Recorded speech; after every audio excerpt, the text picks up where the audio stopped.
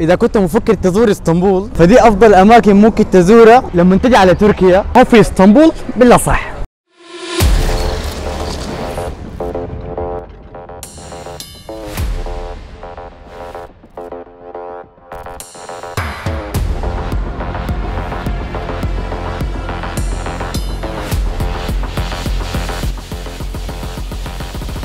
طيب بالنسبة للمكان الأول اللي هو الجراند بازار، والاسم الثاني له اللي هو السوق المصري. يعد الجراند بازار من أقدم الأسواق في اسطنبول، ويشتهر الجراند بازار بشكل كبير للسياح الأجانب. السبب لأنه هو بيتمتع بتاريخ قديم جدا، يعني ممكن يصل لدرجة قرنين للماضي. كمان من الحياة اللي بيشتهر بها الجراند بازار تحس إنه المباني بتاعته قديمة، والحاجة الكويسة فيها إنه مميزة. وين بقع؟ في اسطنبول الأوروبية. طيب بسم الله وندخل على الجراند بازار. بالطريق ده هندخل جوا فنشوف الحياة دي كلها. بسم الله، دي البوابة، ندخل جوا هنا. وي وي وي وي وي وي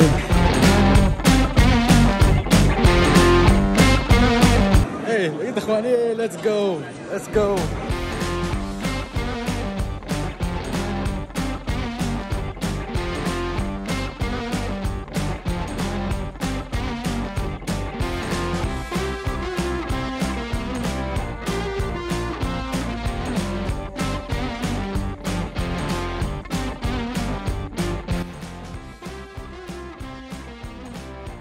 والله ما ادفع، ما بدفع نهائي، ما بدفع.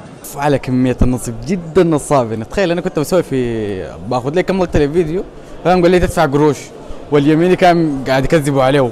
فجدا نصابين جدا جدا. وكمان خلي بالك على اغراضك لما تجي، فاهم شيء انه كنت تخلوا بالكم. الجراند بازار بيعتبروه مركز للتجارة الدولية، ما في تركيا بس، تجارة دولية. الحياة اللي هنا دي بتاجروا بيها، فهذه حاجة كويسة. بسم الله كذا طلعنا، ليتس جو. كذا طلعنا من الجراند بازار، نمشي للمكان الثاني اللي هو آيا صوفيا.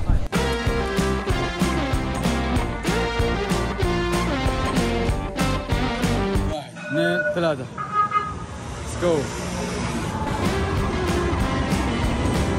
والمنطقة الثانية اللي هو آيا صوفيا، أو بالأصح مسجد آيا صوفيا. عرف في العصر العثماني بالجامع الكبير الشريف آيا صوفيا، ده الاسم الكامل يعني. البداية كان كنيسة، ثاني تحول لجامع، ثاني تحول لمتحف، لكن لوقتنا الحالي يعتبر كمتحف ومسجد في نفس الوقت.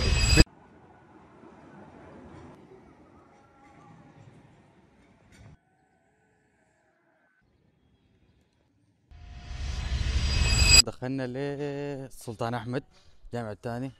طيب هنا في تعليمات، لا لا لا لا لا مهم علينا، ليتس جو. فعشان نقدر نمشي للأماكن الثانية.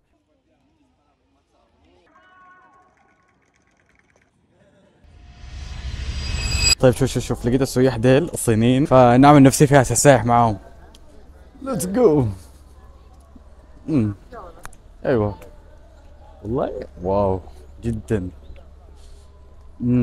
ايوه ذاك بالله. اوكي والله ده شكله نايم يا اخي، ما تودينا خلاص. رأيي ده ما جاب حقه، فنمشي برانا. دقيقة دي عربية الشرطة الجديدة اللي هي كانت تابعة للعصابات، فحولوها للشرطة. وي ما اعرف لو بيخلونا هنا. ايه قاعد تصورني ليتس جو. دي كانت حقت عصابات. ليتس جو. فهي جاي لها صوفيا. ليتس جو. الزمن جو. ليتس جو. دخلوني اعمامك ديل. دقيقة اوريكم. فيب كذا دخلنا، لانه دخلوني اعمامك ديل على اساس اقدر اصلي. فحاليا نمشي نصلي ونمشي للمكان اللي بعديه. التفتيش كالعادة، التفتيش مدرك كمان التفتيش. تلفونات هنا. دقيقة. الله يعمك نلحق الصلاة. تفضلوا ونمشي.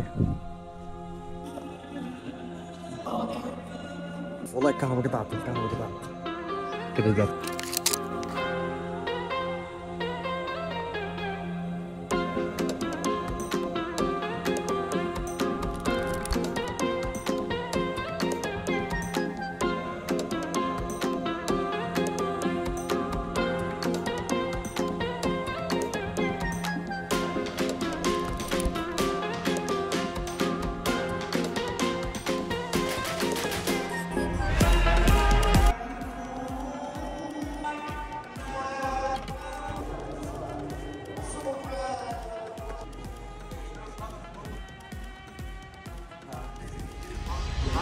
كده خلاص خلصنا المنطقة الثانية وحنمشي للمنطقة الثالثة. ليتس جو.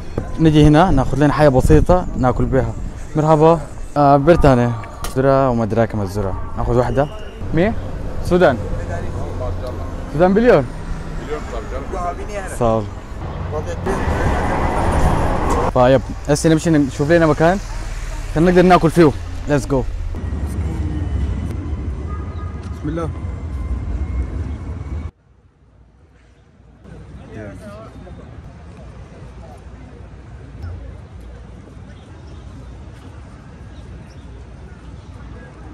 بالنسبة للمنطقة الثالثة اللي هي منطقة أمينونو، وتعتبر منطقة أمينونو من أهم المناطق السياحية في اسطنبول، لأنه باعتبار كأنه بتقع في قلب مدينة اسطنبول اللي هي على البحر، وحاجة حلوة كمان اللي هي منطقة على مضيق البسفور، لدرجة إنه في نسبة كبيرة من الأتراك بيجوا لمنطقة أمينونو عشان يجلسوا فيها اللي هي على البحر. لو سألتوني أحلى وقت ممكن تزوروا متى لمنطقة أمينونو، حقول لكم من فترة الساعة 3 للساعة 7، ده أفضل وقت ممكن تزوروا فيه منطقة أمينونو. وي.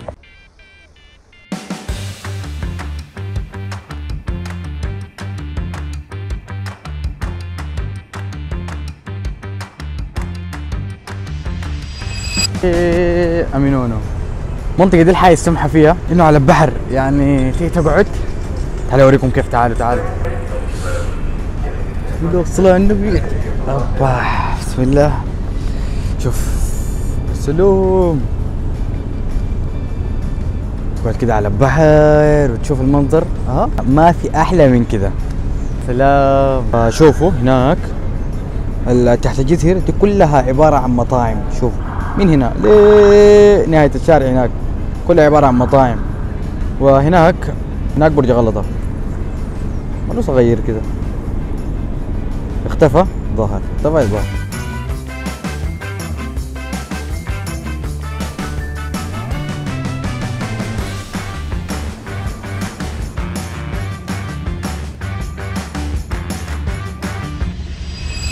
يب كده خلصنا المنطقة الثالثة ونمشي للمنطقة الرابعة. ليتس جو.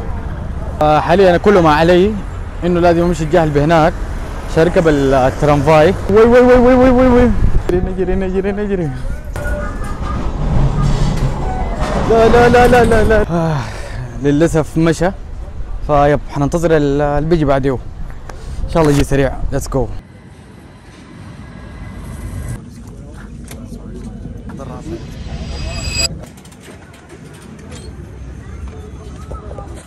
كده طلعنا فنمشي للمكان اللي بعديه. ليتس جو. اما بالنسبه للمنطقه الرابعه اللي هي برج غلطه او برج المسيح، يعتبر برج غلطه من اقدم الابراج الموجوده في مدينه اسطنبول. هو عباره عن بنايه على شكل اسطوانه يبلغ ارتفاعه تقريبا 66.90 متر. دام ما شاء الله. وقع برج غلطه في منطقه غلطه تقريبا الاسم منه. الاثنين ديل فدقيقة اوريك قصة مصر. حنمشي فوق. ليتس جو. وي الاماكن. وي الاماكن بدايتها كده. فالمهم نوريكم قصة الناس اللي ورا. الناس اللي ورا ديل يعني رحالة من اوروبا عشان ينشطوا بيمشوا بالكرفان بيلفوا بيه في اوروبا كاملة. فدي حاجة كويسة شديد والحاجة الصراحة جوي. وي شوف لو وقعته. شوف يا سلام. تعبت خلاص. المكان ده كله عبارة عن تطلع معلش نفسي. عبارة عن تطلع. الو سلام. لو حد يا سلام. يمين شمال ملاعق 10 ليرة. افترض ما هبش. وي الشارع ولا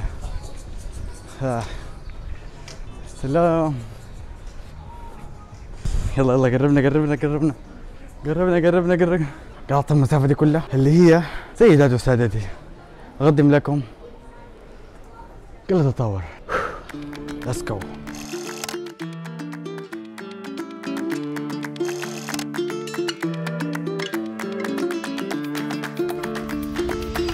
طيب شايفين ده الصف، فهناخد الصف ده ندخل فوق. حتقولوا لي يا محمد كيف حتدخل فوق وانت اصلا ما قطعت التذكره؟ حوقفكم واقول لكم ان شاء الله اكون جبته، ان شاء الله اكون جبته. عندي كرت السياحه اللي هو للطالب، كان اشتريته ب 30 ليره، فبيقعد معي مده سنه كامله، فما اعرف والله حيدخلني ولا لا. فبيدخل جميع المتاحف والاماكن الاثريه في تركيا كلها، ما في اسطنبول، في 350 معلم اللي هو بكرت الطالب اللي هو السياحه ده للطلاب. لكن Do you have ID? يا اوكي Okay, you can pass elevators. ثانك يو فيري ماتش. ليتس جو، دخلنا ليتس جو. فنمشي للمكان اللي نمشي فوق. يب قاعد تعلق ليتس جو. طلعوا مقفليننا من فوق. انا نسيت كان فيه صيانه. البازار مسقوف.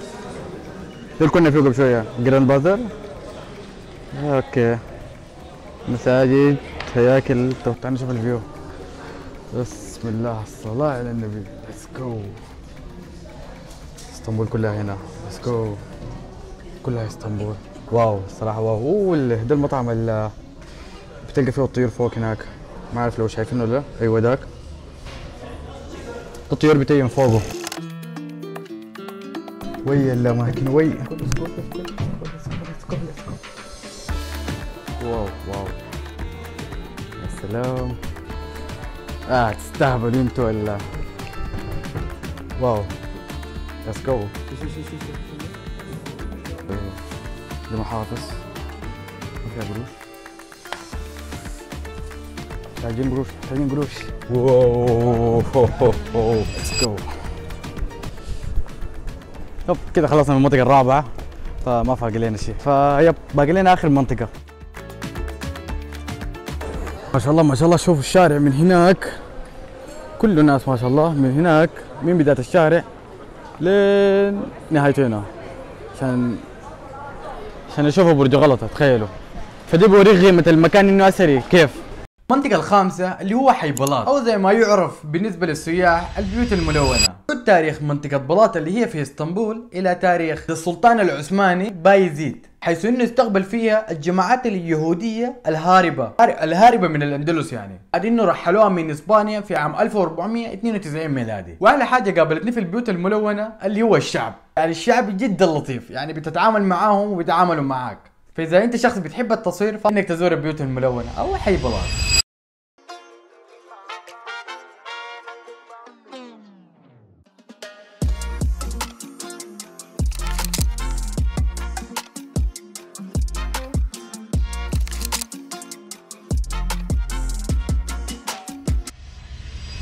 فدي معظم الاماكن هنا بتكون عباره عن كافيهات، حياه كده اثريه وكده، فهمتوا كيف؟ فلو بتحبوا الحياه دي والجو ده ومخابز، فالبيوت الملونه مناسبه لكم جدا.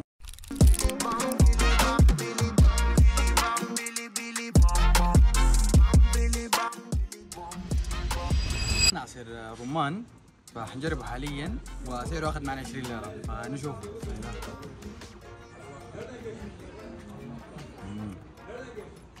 وندرفول، جميل جدا صراحة، جميل. واو صراحة جميل جدا. لا لا لا لا ديم الأماكن ديم. شوف كأنك خلاص. شوف ماشي وين. ديم ما شاء الله. طاعم هناك. صراحة أنا ضعطة بمعنى الكلمة ضعطة، فما اعرف ماشي وين، لكن بس ما دام يوديني الشارع خلاص بمشي معاه. الحاجه السمحه في الاماكن دي انه كلها بتكون قريبه لبعض، يعني كلها 10 دقائق 10 دقائق 10 دقائق 10 دقائق، يعني ما بتحتاج تتعب نفسك. فدي بالنسبه لي افضل 5 اماكن ممكن تزورها لما تجي على اسطنبول. السلام عليكم. سلام.